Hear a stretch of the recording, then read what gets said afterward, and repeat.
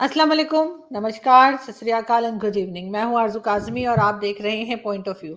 हमें जी आज जॉइन किया आप सबके जाने-पहचाने संजय संजय दीक्षित जी ने। बहुत शुक्रिया सर कि आज आपने जॉइन किया। Good afternoon to you and to all your viewers. Thank you very much for having me on your show.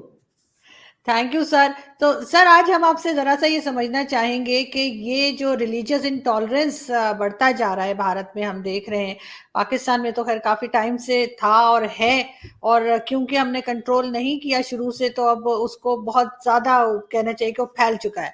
लेकिन भारत में हमने ऐसा नहीं सुना था कि नहीं समझा था या नहीं सोचा था कि जो माइनॉरिटी है वो कभी मेजॉरिटी को जो है वो दबा लेगी या इस तरह की बातें हमें देखने को मिलेंगी। जैसे अभी रिसेंटली किशन फटवाद उनका मर्डर हुआ, वो केस चल रहा है। उस पे भी यही कहा गया। साथ ही हमने कुछ वीडियो क्लिप्स भी देखे जिसमें हिंदुस्तान के अंदर नारे लग रहे हैं सर तन से जुदा वाले।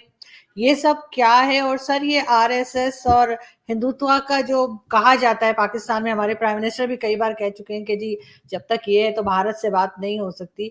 तो ये असल में ये सब कुछ क्या हो रहा है? आप थोड़ा-सा हमें मतलब समझाइए कि आखिर भारत किस तरफ जा रहा है? वहाँ पे इस तरह का इंटॉलरेंस क्यों हम देख रहे हैं? देखिए, ये जहाँ तक के माइनॉरिटी ऐसा कैसे कर सकती है कि बात है, तो वो तो आपने 1947 में देखा था कि 1947 में एक माइनॉरिटी जो अपने आप को माइनॉरिटी कहती थी, अपने आप को विक्टिम प्रोजेक्ट करती थी, उस माइनॉरिटी ने एक अलग मुल्क बनवा लिया। और इसका जो मैं कहूँगा कि बहुत अच्छा एक एग्जाम्पल सरदार पटेल थे उस समय डिप्टी प्राइम मिनिस्टर भारत के। उन्होंने कॉन्स्टिट्यूएंट असेंबली में एक डिबेट में कहा था, क्योंकि वही लोग जो पाकिस्तान बनवाने में सबसे आगे थे, वो पाकिस्तान बनवाने के बाद भारत में ही रह गए और भारत में रह के उसके बाद कॉन्स्टिट्यूएंट असेंबली में बैठ के वही सारी चीज़ें दोबारा कि साहब हमको जो है प्रोटेक्शन मिलना चाहिए, हमको सेपरेट इलेक्टोरेट मिलनी चाहिए, वही चीज़ें जिनकी वजह से पार्टीशन हुआ, मुल्क तकसीम हुआ, वही सारी चीज़ें जब वो वहाँ पे बैठ के कह रहे थे तो सरदार पटेल ने कॉन्स्टिट्यूएंट असेंबली में कहा था कि ऐसी माइनॉरिटी जो मुल्क को तकसीम करवा सकती है वो माइनॉरिटी है ही नहीं, सबसे पहली बात। और मैं उसमें और ये आगे आपको और तजवीज़ करता हूँ कि ये जो सो कॉल्ड माइनॉरिटी है, ये एक एग्रेसिव और जिसको हम कहते हैं एग्रेसिव है, प्रोसेलिटाइजिंग है, और प्रोसेलिटाइजिंग के साथ साथ इसने एक ये तजवीज़ कर रखी है, जो पूरा का पूरा जो मुल्ला मौलाना क्लास है, जिसको भारत में उसी तरह की आज़ादी दे दी गई जैसी कि उनको पाकिस्तान में है। और ये देखते हुए भी कि इन लोगों ने क्या रोल प्ले किया था भारत को तकसीम कराने में, उसके बाद भी रिलीजियस फ्रीडम के नाम पर इनको प्रोपगेशन की भी है, रिलीजियस प्रोपगेशन की भी आज़ादी दे दी गई। और उसका नतीजा ये है, उसके नतीजे में लगातार ये वही काम करते आ रहे हैं जो इन्होंने मुल्क को तकसीम करने से पहले किया था। यानी कि ये पाकिस्तान में तो एक भी माइनॉरिटी को रहने नहीं देंगे और हिंदुस्तान में ये मेजॉरिटी के ऊपर अपनी कुव्वत यानी डोमिनेशन वो स्टैम्प करेंगे, जैसा कि इनके हिसाब से जो कहते हैं कि साहब हमने 700, 800, 1000 साल जो भी कहते हैं तो हमने हिंदुस्तान पर राज किया है, और चूंकि ये दारुल खिलाफत है तो इसलिए हमारा हक है कि हम दारुल खिलाफत पर फिर से कब्जा करें। यानी कि जिस तरह से स्पेन था या बाल्कन्स या ग्रीस या आपके ईस्टर्न यूरोप के जो पार्ट्स थे और जिस तरह से भारत है, तो इसके ऊपर चूंकि ये दारुल खिलाफत रह चुका हुआ है, इसलिए ये हमारा फर्ज है कि हम इसके ऊपर दोबारा कब्जा करें। और इसके लिए फिर ये तरह तरह के यहाँ पर आपके इंस्टीट्यूशंस चलाते हैं। ये जो आपका जो कृष्ण भरवाड़ वाला जो किस्सा है, उसमें जो 2 इंस्टीट्यूशन सामने आए हैं, उसमें से एक तो कराची बेस्ड एक दावते इस्लामी नाम का एक इदारा है, और दूसरा जो ये एक मौलाना पकड़ा गया है दिल्ली से, ये एक चलाता है फ़रोग़ इस्लाम, यानी एडवांसमेंट ऑफ इस्लाम करके एक ये फ़रोग़ इस्लाम चलाता था दिल्ली में। और आप इसकी हिम्मत और हिकमत देखिए कि इसने बाकायदा पब्लिक में आकर ये अनाउंस किया था कि हमारे पास जो है वो गुस्ताखों की लिस्ट है और हम उन गुस्ताखों से निपटेंगे। यानी कि यहाँ लाखों मस्जिदें हैं, करीब एक कंजर्वेटिव है कि साहब 3 लाख मस्जिदें हैं, 3 लाख मस्जिदों में लाउड स्पीकर लगा लगा के, आप भी जानती हैं आपके यहाँ भी लाउड स्पीकर लगा के चलाते हैं, लेकिन आपके यहाँ तो चूंकि इस्लामी मुल्क है तो थोड़ा बहुत कुछ कंट्रोल वंट्रोल किया हुआ बताया है, पता नहीं है कि नहीं है, लेकिन हम अखबारों में पढ़ते हैं कि कुछ कंट्रोल है। यहाँ तो ये बिल्कुल बेशर्मी से, और बिल्कुल आप ये देखिए कि एक बदतमीजी से ये दिन में 5 बार, यानी कि एक pollution control, noise pollution control का पूरा कानून है, सुप्रीम कोर्ट बार बार कह चुका है, लेकिन इनकी बेशर्मी बदतमीजी इस हद तक है कि ये 5 बार सबको सुनाते हैं कि जो मतलब है ला इलाहा इल्लल्लाह, कि अल्लाह के अलावा और कोई ईश्वर नहीं है, ये हिंदुओं को सुनाते हैं, बाकी आपके क्रिश्चियंस को, सबको ये सुनाते हैं 5 बार। और एक बार उस कृष्ण बरवाड़ ने ये कह दिया कि साहब हमारे कृष्ण जी अल्लाह से ऊपर हैं, तो वो गुस्ताख हो गया और उसको वाजिबुल कत्ल हो गया, और न केवल वाजिबुल कत्ल हो गया, उसका कत्ल कर दिया गया। तो अब देखिए इंटरनेट का ज़माना है, इंटरनेट के ज़माने में इस तरह की दरिंदगी, इस तरह की इंटॉलरेंस अब मेजॉरिटी बर्दाश्त नहीं करेगी। ये लबोलबाब जो है ये पूरी घटना का ये है। और आप देख रहे हैं कि पिछले, जैसे इसका मैं एक वीडियो देख रहा था, उसमें कह रहा था कि 5 साल में जितनी गुस्ताखी हुई है उतनी पिछले 100 साल में नहीं। तो ये तो भाई इंटरनेट की वजह से है। मौलाना कासमी, ये जो भी है, क्या नाम है इनका, कमर गनी कासमी, इसके पहले एक और भाई साहब पकड़े गए थे, क्या नाम था उनका, वो सिद्दीकी साहब, कलीमुद्दीन सिद्दीकी। वो अपना एक वो अलग से एक वो दावत इस्लाम का एक अपना परचम चलाते थे, जिसमें पता नहीं कितने करोड़ों, करीब 100 करोड़ रुपए उन्होंने इकट्ठे करके, और चारों तरफ आप जरा हिम्मत देखिए कि जहां 80% ये सिर्फ यहाँ 14% है, 86% नॉन मुस्लिम है, और इनकी तवक्को ये है और इनका तसव्वुर ये है कि ये इस पूरे कंट्री को दावत और जिहाद के जरिए इसको कन्वर्ट कर लेंगे। अब जब इस तरह की बातें होंगी तो आपको क्या लगता है कि सामने वाले चुप बैठे रहेंगे? लेकिन सर आप इसमें सारा इल्जाम क्या सिर्फ इंटरनेट को देंगे? इंटरनेट नहीं था तब भी ये बातें हो रही थी, और सब लोग तो मैं इंटरनेट इंटरनेट को इस्तेमाल कर भी नहीं रहे, हर एक के पास मैं ये इंटरनेट कहूँ है कि भी मैं नहीं। इंटरनेट को सारा इल्जाम नहीं दे रहा हूँ, हाँ। मैं ये कह रहा हूँ कि ये चीजें थी, लगातार थी। 1947 इसका एग्जाम्पल है, ये थी, लेकिन ये लोगों को अमूमन पता नहीं चलती, अब पता चलने लगी।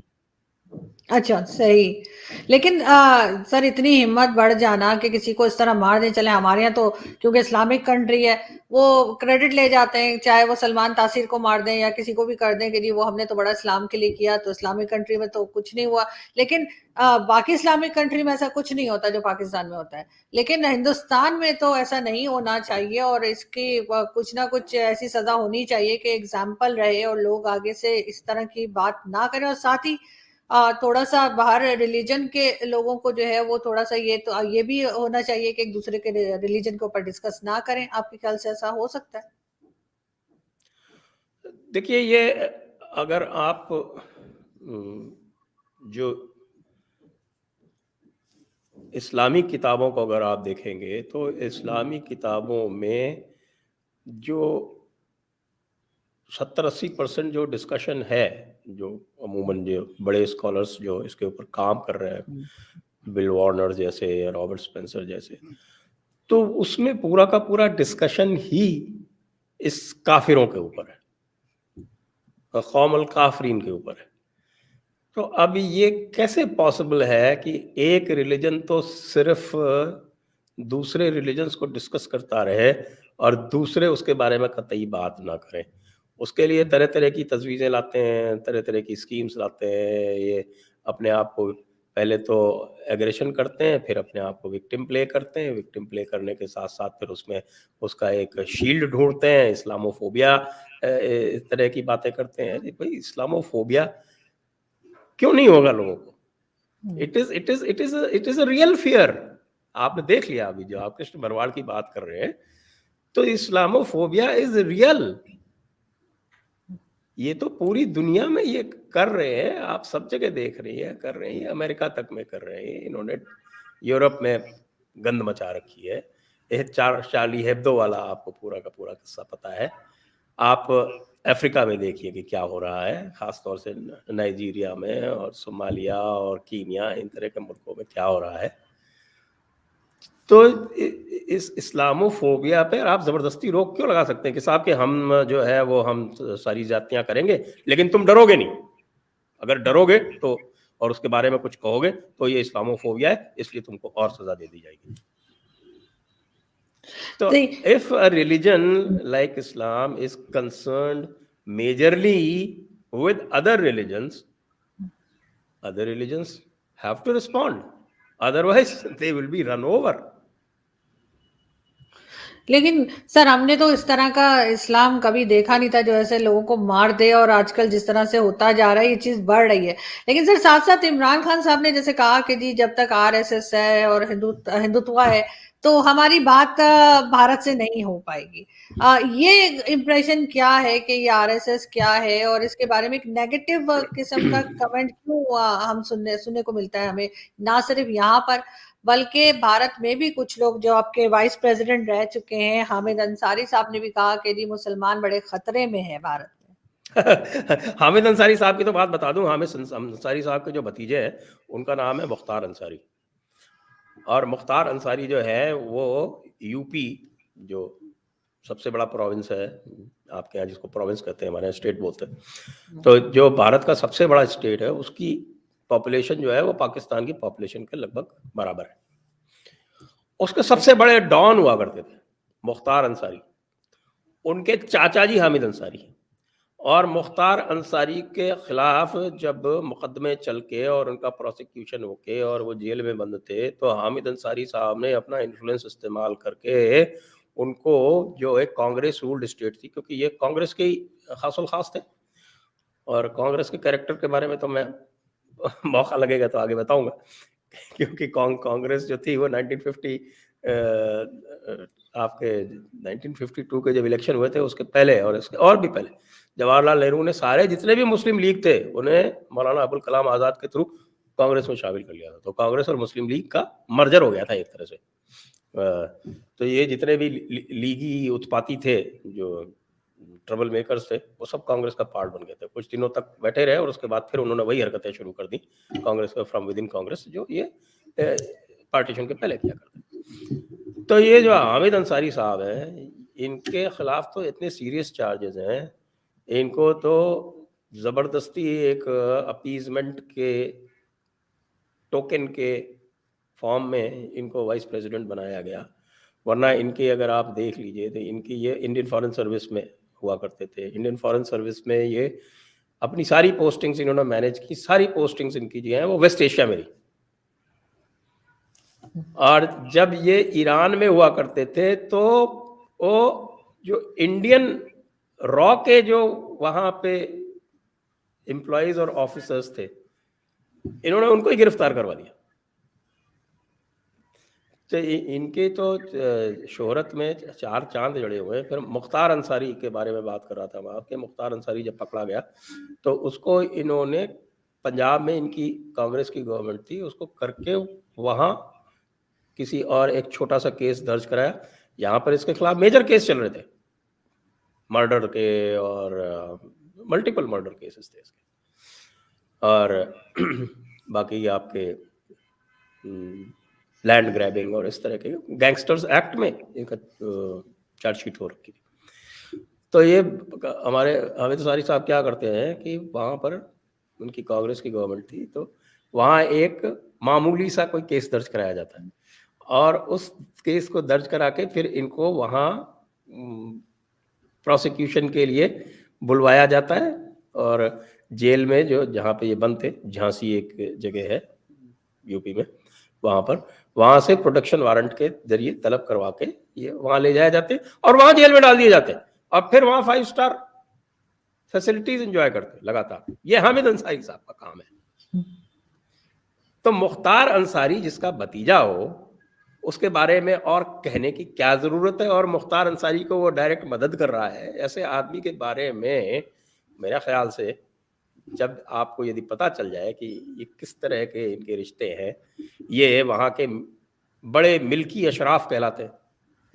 ये आजमगढ़ गाजीपुर का एक एरिया है यूपी में, वहाँ के ये मिल्की अशराफ है, और यहाँ सब जानते हैं इनको कि ये पूरी तरह से दबदबा चलाते हैं वहाँ पे। ये वहाँ उसके सेठ बने बैठे हुए मुसलमानों पे, उस एरिया के मुसलमानों पे, और इनका एक ही काम है हेट्रेड फैलाना हर तरह से, और हेट्रेड फैला के ये बात करना कि साहब के हमारा ये जो खित्ता था ये तो ये मुग़लों का था, और हमें मुग़ल एम्पायर वापस चाहिए, हमें दिल्ली वापस चाहिए, तो दिल्ली पे कब्जा चाहिए। यही आपके इमरान खान बोलते हैं। रियासत मदीना का जो इशारा है वो बिल्कुल साफ है कि हम तो मदीना में बैठे, हमें मक्का चाहिए। लेकिन सर हम तो अभी 100 साल कह रहे हैं, हम अच्छी तरह से समझते हैं। ये क्या 5 साल में से लोग समझने लगे हैं, समझने में हमारे जैसे लोग भी हैं उसके गुनहगार। हमने इसको काफ़ी फैलाया चारों तरफ, सबको बिल्कुल क्लियर किया, तो उससे भी लोगों को ये पता चला कि भाई अगर कोई रियासत मदीना कह रहा है तो रियासत मदीना का उसका इशारा क्या है। लेकिन सर हम तो 100 साल लड़ने नहीं वाले सर, हम तो 100 साल हमने कहा हम नहीं लड़ेंगे। लेकिन आपका हेड स्पीच की अगर बात करें, उसकी जो कंडीशन अप्लाई है उसका क्या होगा? वो जो आपकी नेशनल सिक्योरिटी पॉलिसी है उसमें नीचे लिखा हुआ है कंडीशन अप्लाई, और कंडीशन अप्लाई में हम 100 साल तक तब तक नहीं लड़ेंगे अगर कश्मीर इशू रिजॉल्व हो जाता है, नहीं तो हम लड़ेंगे। नहीं सर हम वैसे सर अब कंडीशंस कौन सी है वो तो मुझे ठीक से नहीं पता, लेकिन बहरहाल हम लोगों ने कहा है कि 100 साल हम नहीं लड़ेंगे। मगर सर अगर हेड स्पीच की बात करें तो वसीम रिजवी साहब भी बहुत हेड स्पीच किया करते थे, उनको तो आप लोगों ने लॉकअप में डाल दिया। अब जो उन्होंने हेट स्पीच करी, या वो हेट स्पीच उन्होंने, अब आप देखिए कि प्रोपेगेंडा कैसे चलता है। जो स्पीचेस जैसे जो वसीम रिजवी ने की, तो वो कहे कि भाई हमारे ऊपर हमला हो रहा है, और ये इसी तरह के हमले ये तो साफ दिख रहे हैं ना आपके, जिस तरह का ये आपके फरोग इस्लामी वाले इस कमर गनी कासमी ने किया, उस तरह का जो हमला है उसी के बारे में कि साहब कि हमारे ऊपर, उसके पहले जो उनके यति नरसिंहानंद सरस्वती, उनके तो जो मंदिर में आके 2-3 बार उनके ऊपर अटेम्प्ट हो चुके। तो ये हमले के लिए हमें तैयार रहना पड़ेगा, हमें इसको रेजिस्ट करना पड़ेगा, और इसके लिए सब लोग जो है तैयार रहें, और जो भी आमद रफ्त कर सकते हैं, जो भी अपने, चाहे वो अपने घर में कोई असलहे रखने हो या कुछ रखने हो, बिल्कुल लीगल तरीके से वो सब करके की तैयारी रखें, क्योंकि ये लगातार हमले हो रहे हैं और ये हमले बढ़ेंगे। इसको हेट स्पीच बता दिया गया। ये किस तरह की हेट स्पीच है भाई, और उसमें पूरा प्रोपेगेंडा शामिल हो गया। नहीं आप देखिए इनके हाथ कितने बड़े हुए हैं कि सीधे जाकर अल जजीरा शुरू होता है, जैसे ही कुछ होगा यहाँ पे छोटी से छोटी चीज़ वो अल जजीरा में हाईलाइट होगी, अल जजीरा के बाद न्यूयॉर्क टाइम्स और इकोनॉमिस्ट और गार्जियन, इनमें सब में सब छपेगी। और ये मैं बार बार कहता रहता हूँ, हमारी जो लीडरशिप है स्पेशली आरएसएस और बीजेपी की, आरएसएस को ये बराबर कहते हैं साहब कि ये आरएसएस वालों को बेचारों को कह दिया टेररिस्ट। हम तो आरएसएस वालों कहते हैं कम से कम मुंह तो खोलो, वो तो बेचारे मुंह भी नहीं खोलते। वो जो सरसंघ चालक है, उनके हेड है, वो तो ये कहते हैं कि साहब कि हिंदुओं और मुसलमानों का डीएनए एक है। हम उनको बार बार समझाते हैं कि भाई डीएनए से कुछ नहीं होता, कौरव और पांडव का भी डीएनए एक था, लेकिन वो तो अपनी तरफ से लगातार कोशिश करते रहते हैं कि भाई ये चीजें रिजॉल्व। मैं हमको बताते हैं उनको पूरा पार्टीशन के पहले का, जो आपने अनब्रेकिंग इंडिया अगर पढ़ी है तो हमने उनको बताया कि इससे रिजॉल्व नहीं होता है ये, क्योंकि किताब जो है उसमें कोई तब्दीली नहीं हो सकती, और किताब का कहना है कि भाई कि हर मुसलमान का फर्ज है कि उसको तो ग़ज़वा-ए-हिंद करना ही है, और उसको पूरी दुनिया पर इस्लाम नाफिज करना ही करना है। तो ये चीज़ें, अच्छा ये चीज़ें बदल और नहीं सकती, कहते कि साहब एक भी इसमें लफ्ज़ चेंज नहीं हो सकता, कोई अल्फाज जो है वो बदल नहीं सकते। तो अगर इस तरह की नॉन चेंजिंग फिलॉसफी है तो लोगों को इससे लड़ना तो पड़ेगा ही ना। या तो आप सारे के सारे हम लोग कह दें कि नहीं साहब हम आपसे मानते हैं आपकी बात और हम कन्वर्ट हो जाते हैं, या फिर हम लड़ेंगे। निश्चित रूप से we will have to fight it out. लेकिन सर ये चीज हमें कांग्रेस की गवर्नमेंट जब थी तब इतनी ज्यादा बढ़ती हुई नजर नहीं आती थी। क्या बात है कि जब से ये बीजेपी की गवर्नमेंट आई है, स्पेशली मोदी जी की, जब से ये शुरू हुई है, चाहे पिछले टेन्योर में या अभी, ये चीज बढ़ती हुई जा रही है और सामने भी आ रही है। कोई खास वजह है या कांग्रेस के टाइम पे भी होती थी लेकिन हमें पता नहीं लगा? देखिए कांग्रेस के टाइम पे, देखिए कांग्रेस तो 2012 में 2013 में खत्म हो गई। 2014 में इलेक्शन हुए थे, उसके पहले उसके एक्चुअली इनकी लेजिटिमेसी तो उसके पहले ही खत्म हो गई थी। आपने देखे कि उनके वक्त में सोशल मीडिया इतना नहीं था, और मैं आप कह रहा हूँ कि कांग्रेस जो है वो हेवीली कॉम्प्रोमाइज्ड रही है शुरू से, पहले दिन से। वो अब चीज़ें लगातार सामने आती जा रही, स्पेशली अभी सुभाष बोस के बारे में जो चीज़ें आपके ब्रिटिश डीक्लासिफाइड जो सीक्रेट फाइल्स हैं उनसे जो निकल रही है वो लग रही हैं। तो कांग्रेस वाज हेवीली कॉम्प्रोमाइज्ड और Congress was just an alter ego of the British Raj. ये अब ये लगभग ये स्पष्ट होता जा रहा है। और जैसा मैंने आपको कहा कि नेहरू जी ने पटेल के मरने के बाद में एक तरह से पूरी तरह से कोऑप्ट कर लिया मुस्लिम लीग को, और मुस्लिम लीग ने कांग्रेस में शामिल होके उसी तरह की पॉलिटिक्स फिर से शुरू कर दी। और कई बार हमारा डिस्कशन होता है, यदि आप देखते हो कभी, तो कहते हैं कि भाई ये जो इंडिया की जो स्टेट है, जो हम कंपेयर करते हैं बिटवीन पाकिस्तान और इंडिया, तो उसमें हम ये कहते हैं कि भाई पाकिस्तान का जो नेशन है वो एक अननेचुरल नेशन है, लेकिन जो पाकिस्तान का स्टेट है वो नॉर्मल है। जो पाकिस्तान का नेशन है वो एबनॉर्मल है। वो एबनॉर्मल इसलिए है क्योंकि आपने देखा वो जो पूरी जो आपकी दो कौमी नज़रिया, टू नेशन थियरी, वो सारी की सारी जो है वैसे कंप्लीटली एबनॉर्मल थियरी, और वो खुद पाकिस्तान में, पाकिस्तान बांग्लादेश अलग होने से वो एक्सप्लोड हो गई। लेकिन वो बात अभी भी उसी की करते हैं, और जो स्टेट है वो उस थियरी का गार्जियन है। तो स्टेट जो है वो एक normal state in the sense कि वो पूरी स्टेट की जो उसकी फिलॉसफी है उसको प्रोटेक्ट करके और उसको स्ट्रेंथन करके चलता है। हमारे यहाँ जो नेशन है वो तो नॉर्मल है। Indian nation is a normal nation, it is a civilisational nation, it is thousands and thousands of years old. मतलब अब तो जो रिकॉर्ड आते जा रहे हैं उसके हिसाब से तो पता नहीं कितना पुराना इसका है। 24,000 साल, 25,000 साल तक के तो रिकॉर्ड मिल गए। तो it's an absolutely normal nation. लेकिन जो स्टेट है वो अजीब किस्म का एक अपोलोजेटिक स्टैंस रखता है। आप ये देखिए पाकिस्तान का स्टेट जो है वो एक एग्रेसिव स्टैंस रखता है, और इंडियन स्टेट जो है इट इज ऑलवेज अपोलोजेटिक। और अपोलोजेटिक क्यों है भाई? आपको किस तरह के अपोलॉजी है? यानी कि जिस माइनॉरिटी ने आपके मुल्क को तकसीम कराया उसके प्रति आप अपोलोजेटिक क्यों हैं? You should be able to call a spade a spade. You should tell, you should be able to tell your people जो बैठे हुए हैं यहाँ मुल्ला मौलाना कि तुमने मुल्क तकसीम करवाया और तुम आज भी उसी थियरी को लेके चल रहे हो। जो देवबंद है, ये जो आपका ये मौलाना पकड़ा गया ये बरेलवी है। गुस्ताखी वाले तो आप जानते हैं वो बरेलवी होते हैं ज़्यादा। ये बरेलवी मौलाना।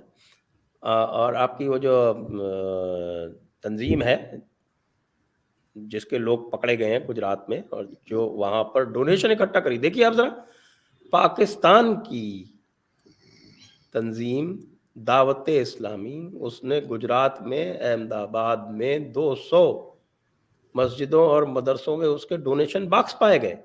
उन डोनेशन बॉक्स में पैसे इकट्ठा होके कराची जाते थे और कराची से हवाले के ज़रिए फिर ये आपके ये कासमी और ये क्या दूसरा वो था, वो सिद्दीकी, कलीमुद्दीन सिद्दीकी, इन सब के पास आते थे। आप ज़रा देखिए कितना हुँ। हिम्मत कितनी है क़ुव्वत इस्लाम यहाँ पर वापस एस्टैब्लिश करने की जो डिज़ायर है, जो प्रेरणा है, वो कितनी है। तो ये जो ये काम कर रहे हैं, ये मेरा ख़्याल से इनका एक लॉन्ग टर्म प्रोसेस शायद इन्होंने देख रखा था, लेकिन because of the explosion of information ये चीज़ें जो हैं अब सबके सामने हैं, सबके मुँह पे हैं। एक बहुत बड़ा मूवमेंट जो है वो आउट ऑफ इस्लाम से जाने वालों का है, इससे ये बहुत ज़्यादा फ़िक्रमंद हैं। ख़ास तौर से जो इंडिया में जो चल रहा है, जो पता नहीं आपने देखा हो नहीं देखा हो कि सचवाला जी और इस तरह के जो लोग हैं, तो वो हर चीज़ को एनालाइज़ कर रहे हैं। अच्छा, वो बेचारे इतने डर के रहते हैं, आप ये देखिए जो बात कहते हैं ना कि साथ ही विक्टिम प्ले करते हैं, वो इतने डर के रहते हैं कि वो सामने नहीं आ सकते।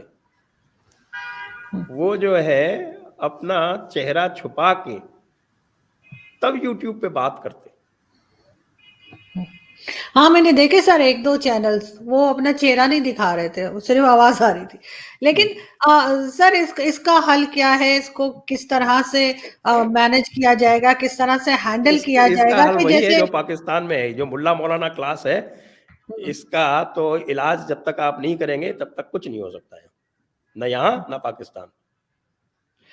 कि दोनों क्या मैं कह रही हूँ, जो भी रिलीजन हो, चाहे कितने भी रिलीजन्स हो, वो आपस में मिल-जुल के रहें, ये चीज़ तो भारत ये कब कैसे होगा? कैसे ये करेगा? तो कैसे इस्लाम होगा? का वही मैं पूछ रही हूँ। ये तो इस्लाम में लिखा ही नहीं है कि आप मिलजुल करें। उसमें तो साफ लिखा हुआ है कि साहब कि आपको हर जगह दारुल इस्लाम कायम करना है। अगर आप दारुल इस्लाम में नहीं हैं, आपकी जो मुल्क है वहाँ पर गैर मुस्लिम राज करते हैं, तो उसको आपको अपने दिल में दारुल हर्ब मानना है। You have to be in a state of war mentally all the time. लेकिन लेकिन सर तो सब एक इसका सोच तो के नहीं मैं है। तो ये कहता हूँ कि प्रॉब्लम मुस्लिम्स की नहीं है, प्रॉब्लम इस्लाम की है। ये मैं लेकिन सर लगातार कहता सब हूँ।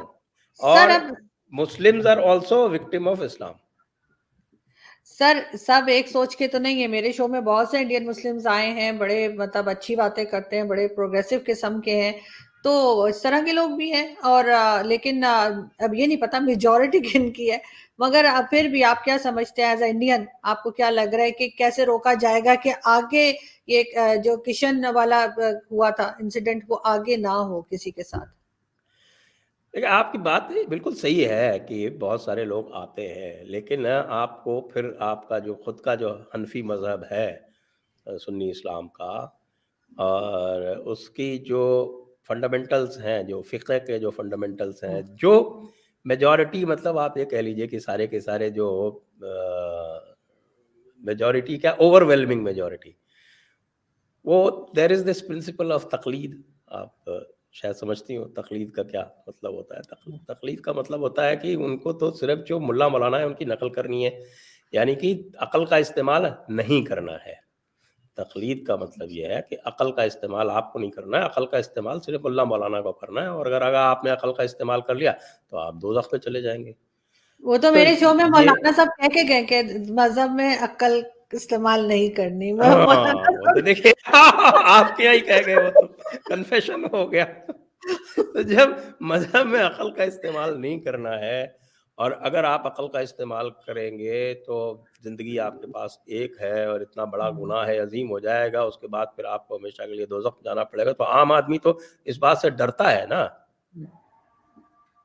तो आम आदमी को जब तक आप उससे बाहर नहीं निकालेंगे, जब तक उसको एजुकेट नहीं करेंगे, अब जो लोग आपके शो में आते हैं वो चंद क्या कहें, मतलब पूरी कम्युनिटी के 1% भी नहीं होंगे। ठीक। तो बाकी आप जब देख रहे हैं, जैसे आपके यहाँ ही देख लीजिए, आपका अगर एग्ज़ाम्पल लूँ मैं, तो इस टाइम के जो आपके जो बरेलवी बुखार चढ़ा हुआ है पाकिस्तान में, ये तहरीक लब्बैक वाले जो हैं, ये जो कुछ कर रहे हैं, ये क्या है? अरे क्यों है? ये है तो इसीलिए कि साहब वो मौलाना की तकलीद करनी है उनको,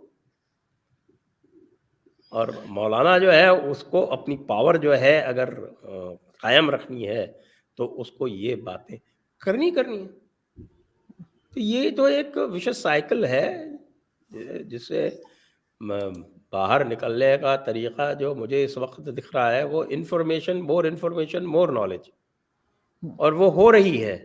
और इस वजह से इन लोगों में बहुत छटपटाहट है इस वक्त, और उस छटपटाहट की वजह से ये बिलों से बाहर निकल निकल के आ रहे हैं। और आप देखेंगे कि इनको प्रोटेक्ट करने के लिए हामिद अंसारी जैसे लोग भी आते हैं। और अगर आप ये देखें कि किस तरह से इन्होंने वेस्ट में अपना जाल बिछा लाया है, तो उसमें भी मेरा ख्याल से आप कहीं रॉबर्ट स्पेंसर वगैरह को लेके आए और उनसे बात करें, तो वो भी बताएंगे आपको कि किस तरह से वेस्ट में इसका जाल पूरा तरह फैला रखा है, और इतनी एक्सपर्ट तरीके से पहले तो एग्रेशन करेंगे, फिर विक्टिम प्ले करेंगे। और इसका एग्जाम्पल अगर देखना है, मैंने तो अनब्रेकिंग इंडिया में पूरा लिखा हुआ है।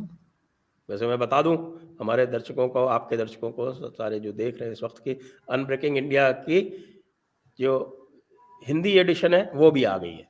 तो जो हिंदी वाले हैं वो भी अब उसको पढ़ सकते हैं, अमेज़न पे जाके उसकी तुरंत बुकिंग करा सकते हैं। तो उसमें तो ये बिल्कुल पूरा पैटर्न मैंने ड्रॉ करके, और एक-एक उसमें आप ये देखिए कि ब्रिक बाय ब्रिक जोड़ के दिखाया है। बिल्कुल, नहीं सर, बिल्कुल आप सही कह रहे हैं, लेकिन यहाँ पे मैं यही कहना चाहूँगी लास्ट में कि ब जियो और जीने दो की पॉलिसी होनी चाहिए कि आप दूसरे को जीने दें, खुद भी जिएँ, और इस तरीके के क्लैशेज़ ना हो तो ही अच्छा है, वरना जिस तरह से हमने पाकिस्तान में देखा कि ये क्लैशेज़ बढ़ते चले गए, और अभी जो है 1 दिन 2 दिन पहले जो है एक हिंदू कम्युनिटी के हैं, उनको भी इसी तरीके से मार दिया गया, और वो भी न्यूज़ आ रही थी कि जी आप हिंदुस्तान चले जाओ नहीं तो मार देंगे, और फिर वाक़ई में सचमुच में ही उन बेचारों की जान ले ली। तो ये चीज़ जो है ये हम रोक नहीं पा रहे, हम लोग बोल रहे हैं, शोर मचा रहे हैं, लेकिन हमारी आवाज़ें पता नहीं पहुँच नहीं पा रही वहाँ तक कि जो लोग इसके ऊपर पॉलिसी बना सकते हैं। ये चीज़ आई विश के हिंदुस्तान में ना हो और इस तरह के क्लैशेज़ ना हो, और जैसे हम फ़िल्मों में देखते हैं ना वो अमर अकबर एंथोनी, वो उस तरह का माहौल हो और सब लोग जो है वो आपस में मिल-जुल कर रहे हैं। देखिए, बात कहने में बड़ी अच्छी लगती है, और बेसिकली अगर आप हिंदुइज्म का, सनातन धर्म का जो भी बेसिक जो प्रिंसिपल्स है, वो सारे के सारे जियो और जीने दो के ही हैं। सारे प्रिंसिपल्स जो हैं वो यूनिवर्सल हैं, लेकिन इस्लाम उसको नहीं मानता। तो ताली तो दोनों हाथों से बजेगी। बिल्कुल। और जिसको कहते हैं ना कि साहब हिंदुत्व बड़ा खराब है, तो हिंदुत्व जो है, जिसको हिंदुत्व ये लोग कहते हैं, basically Hindutva is the Hinduism that resists. वो जो है it is not ready to just lie down and be run over, वो इसके लिए तैयार नहीं है। तो कह रहा है भाई हमारे तो सिद्धांत है, जैसे मैं कई बार मैंने इस पर डिस्कशन किया है और कई सारे अच्छे मुस्लिम स्कॉलर्स के साथ डिस्कशन किया है कि भाई हिंदू राष्ट्र में क्या प्रॉब्लम है। हिंदू राष्ट्र में तो जिम्मी होता नहीं। तो आप देखिए खालिद उमर साहब हो गए, तारिक फतेह हो गए, ताहिर गोरा हो गए, इस तरह के कई सारे स्कॉलर्स जो है वो आते हैं, और वो सब दे आर यूनानिमस कि हिंदू राष्ट्र में किसी को कोई प्रॉब्लम होनी ही नहीं चाहिए, क्योंकि जो हिंदू फिलॉसफी, जो सनातन फिलॉसफी है, वो तो यूनिवर्सलिज्म पे बेस्ड है पूरी तरह से। एकम सत विप्रा बहुधा वदंती, या वसुधैव कुटुंबकम, या अहिंसा परमो धर्म, या सर्वधर्म समभाव।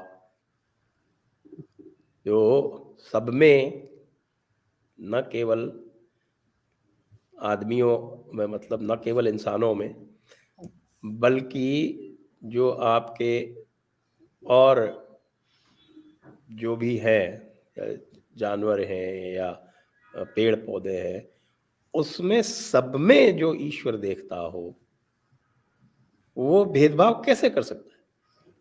ये समझने वाली बात है। और इसीलिए आप देखते होंगे कि जनरली ये लोग इस तरह की हरकतें यहाँ कर पाते हैं, वो इसीलिए कर पाते हैं क्योंकि हिंदू के दिमाग में जल्दी से ये बात आती नहीं कि साहब हमें भेदभाव करना चाहिए या हमें किसी तरह का कोई डिस्क्रिमिनेशन करना चाहिए। उसका ये फ़ायदा उठाते हैं। तो फिर हमारे जैसे लोग जो हैं वो बताते हैं कि भैया इसको समझो,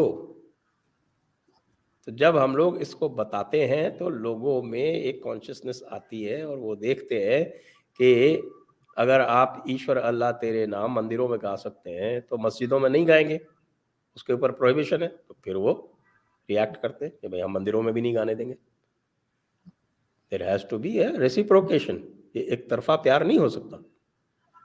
बिल्कुल। नहीं सर, हम आई विश के लोग आपकी बात सुने और आप जैसे जितने लोग हैं उनकी बात सुने और कुछ थोड़ा अमन हो और लोग मिलजुल कर रहें और इस तरह की जो इंसिडेंट्स हैं वो हमें देखने को ना मिले, बल्कि सुकून से सब लोग रहें। बहुत शुक्रिया सर, आज आपने ज्वाइन किया। थैंक यू सो मच, बहुत शुक्रिया। Thank you.